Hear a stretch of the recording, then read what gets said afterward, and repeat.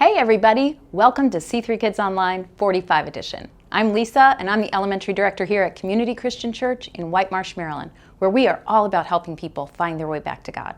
I'm so glad you've tuned in today because C3 Kids Online 45 edition is the place for 4th and 5th graders to learn all about Jesus and how much He loves us. Here's what you can expect from our program today. You'll have the opportunity to connect with God and worship Him while singing and dancing if you want. Then you'll hear a true story from the Bible during a fun and sometimes kind of crazy thing called the So-and-So Show. You'll be given a key question at the end that you can reflect on and have conversations about all week long at home. Now, of course, I'm so glad you've joined online today, but I'd love to invite you to come to an in-person service. We've got a program designed with you in mind. It's a super fun place for 4th and 5th graders to meet other kids their age, connect in a small group, and learn all about Jesus and how to best follow Him. If you want to come to an in-person service, head to our website, communitycc.net, where you can find all the details and you can even pre-register for your visit. Well, your countdown's on its way, so let's get started with C3 Kids Online 45 edition.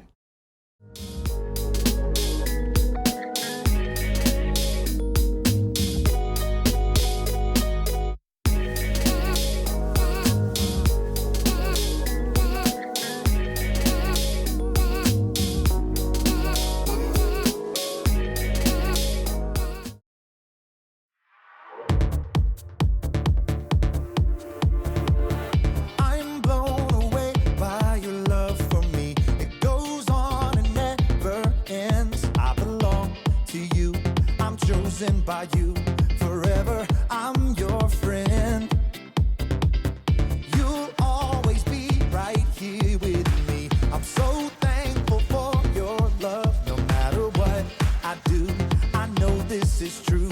You're by my side, you'll never leave. I wanna thank you, God, for showing me who I am. You're so good, you help me to understand.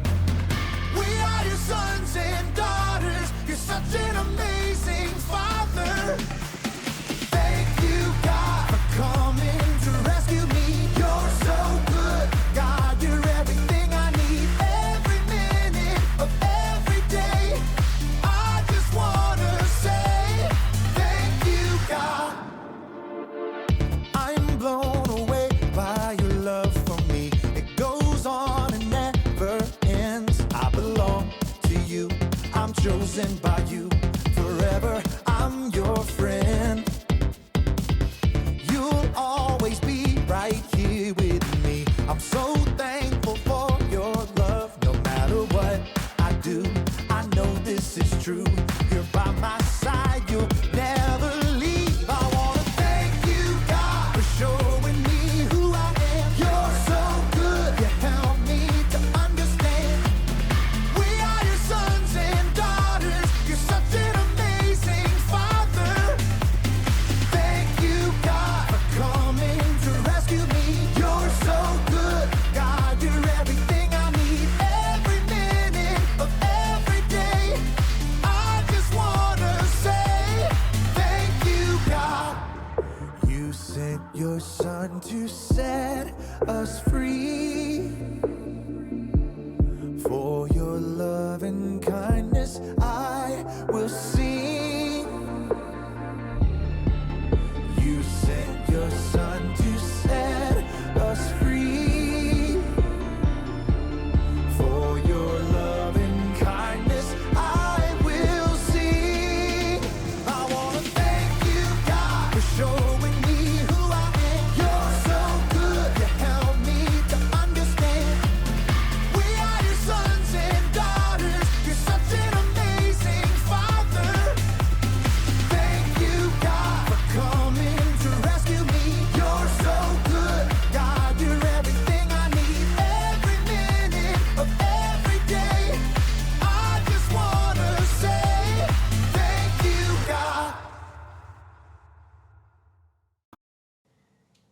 Rubber baby buggy bumpers. Rubber baby buggy bumpers. She sells seashells by the seashore. She sells seashells by the seashore. Okay. Gratitude. No. Gratitude. Gratitude.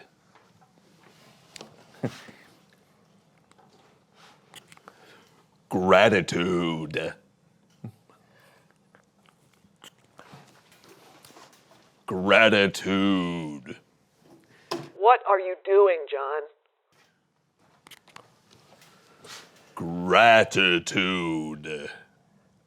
Why are you doing that? Do you accept it? Do I accept what? My deepest gratitude. Wait, I think I can go deeper.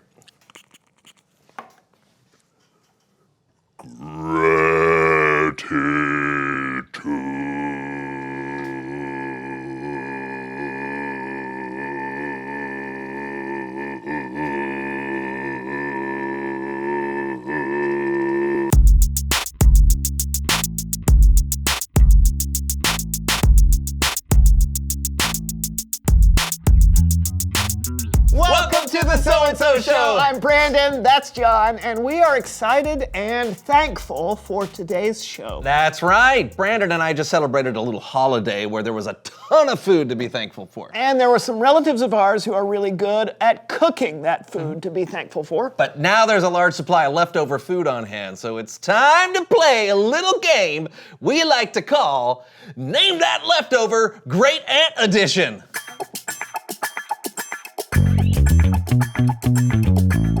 As you can see, there are 3 leftover dishes of deliciousness before us. Each one of these is made by one of our great aunts. Our job is to use 3 of our senses, touch, taste, and smell, to try and figure out what we're eating and who made it. You ready to play? Yeah, I'm starving, so yes. All right. It smells kind of oniony. Kind of gooey. Ooh, kind of runny. Squishy. All right, you ready to try it? No time like the present. Bon appetit. Oh, Okay. I know what this is. And I know who made it. Yep. It's Aunt Margaret's green bean casserole.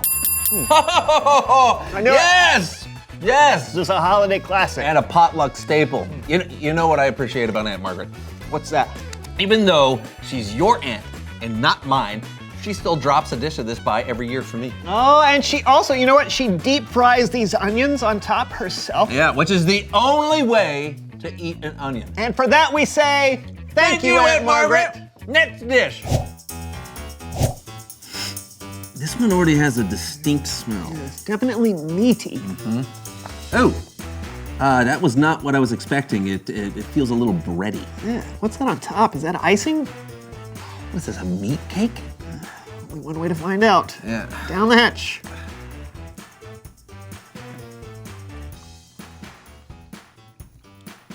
We were close with meat cake. Yeah. Isn't this your Aunt Linda's meatloaf? Oh! Yep. Now to be fair, everyone loves her meatloaf. It's just not my favorite. Or mine. And she knows we're not big fans, but she continues to bring it. Yeah. And she even tries different ways of cooking it, you know, to see if we might change our minds. Yeah, do you remember the habanero version? Oh. But the fact that she keeps trying makes us say, Thank you, Aunt Linda. Okay, last one. That's not going down. Oh my. Yeah. Are you getting anything from this? I don't think so. Ooh, it's cold. Oh, is it really? Yeah. Okay, well, let's find out. All right. Oh, squishy. Yeah, it's kind of wiggly like Jell-O. I think there's more to it than that. Shall we? Yeah, let's go for it. All right.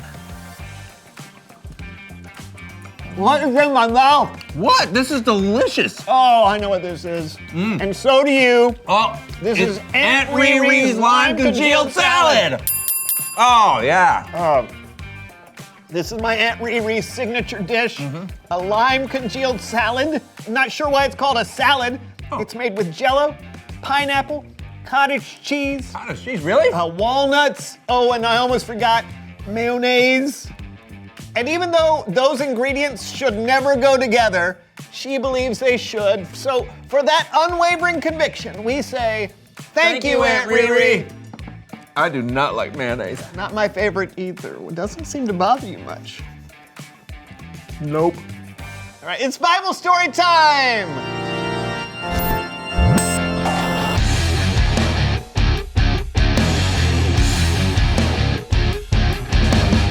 Hey guys, I gotta say, you two have already been riding that gratitude train today. We have? I thought we were just eating leftovers.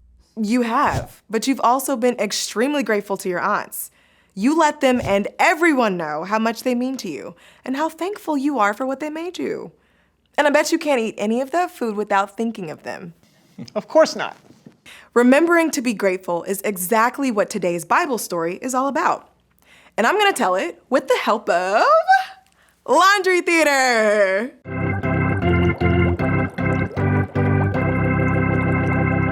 Today's story comes from two books in the Bible.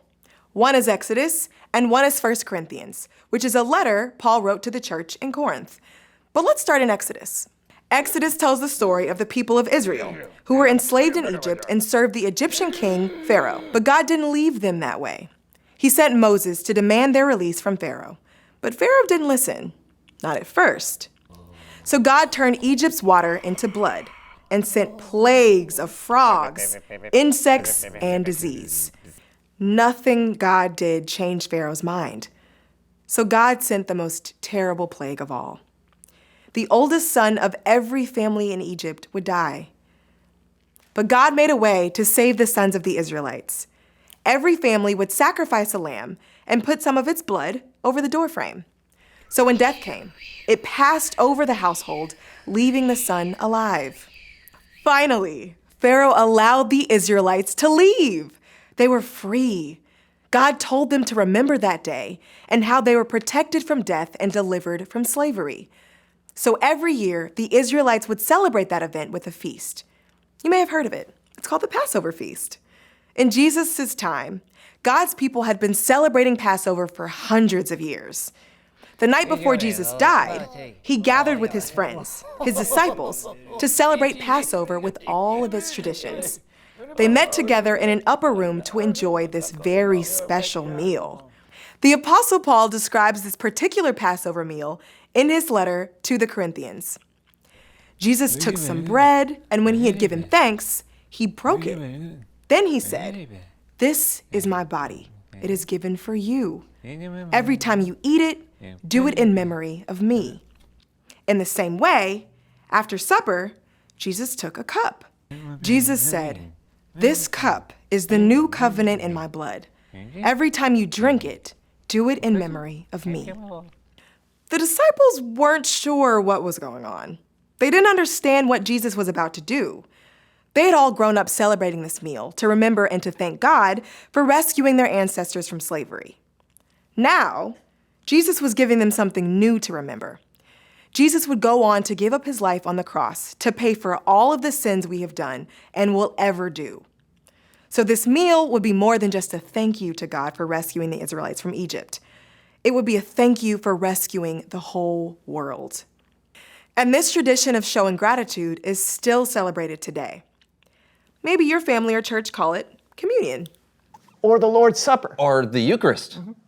But whatever you call it, this demonstration of appreciation is a wonderful way to say thank you to Jesus for what he did for all of us. And by the way, gratitude is something you have to work on. You have to create a habit of showing gratitude, because if you don't, there's a good chance you'll forget. That's why you guys playing the game and telling your aunts thank you for making your food is amazing. You're creating a habit. I thought we were just playing a goofy game, but you're right. We really do appreciate them and everything they do for us. Which is probably why they keep doing it. People love to be appreciated, and sometimes we forget that. Hey, well, thanks for reminding us. Hey, that's what I'm here for. See you next time. You know, I knew we planned that game for a reason. Yep, you said you were hungry. Yeah. Reveal the question. What are some good habits you have? Brushing my teeth, flossing. You gotta floss. Yeah, I try to exercise a few times a week, even when I don't really feel like it. When I say the blessing at dinner, I always try to make it a habit to thank God for the food. That's a great one. What about you? What are some good habits you have? Talk about it together. And we'll see you next time on the So-and-So Show. Oh boy. Are you flossing right now? I gotta floss. Yeah. You You do it differently than I do. Yeah, this is exactly how you floss. All right, John is gonna do the floss while he flosses. Wow. Make this a habit every day. Every day. All right. right. Now these are the dishes our uncles made. Okay, great. I think I smell a barbecue. It's pasta. Oh, you think? Are you touching it? Oh, yeah, sorry. I'm jumping ahead. Oh, yeah, that is pasta. I know what this is. It's mac and cheese. Is it? Yeah. I smell a spice, some kind of herb. I smell gluten. All right, let's touch. Ah! What is this? I don't know. Okay, wait. Ah! Ooh, that's not Jell-O. Maybe it's cranberry sauce. Yeah, that's what I was thinking. Good call. Cranberry sauce. Oh, I know what that is. Ah, yeah. Like I got the olfactory senses of a badger. That's not watermelon. No? Yeah, it is. Mine tastes just like watermelon. Tastes like an aloe plant. Interesting. All right. Are you eating the... Wow. Wow, hard. Is this celery? It's watermelon. Did you get the same thing I did? Yeah. Ugh. Ooh, I don't like it, the feeling of this. Did you try it yet? No. It's potato salad. Oh, it's Uncle. Let's say it together. Uncle Bradford. Bradford. Uncle Bradford. Yep, Uncle Bendeford's Potato salad. Yeah. Yep. You know who this is? That's right. Uncle Caleb's mashed potatoes. Uncle Carol loves mashed potatoes.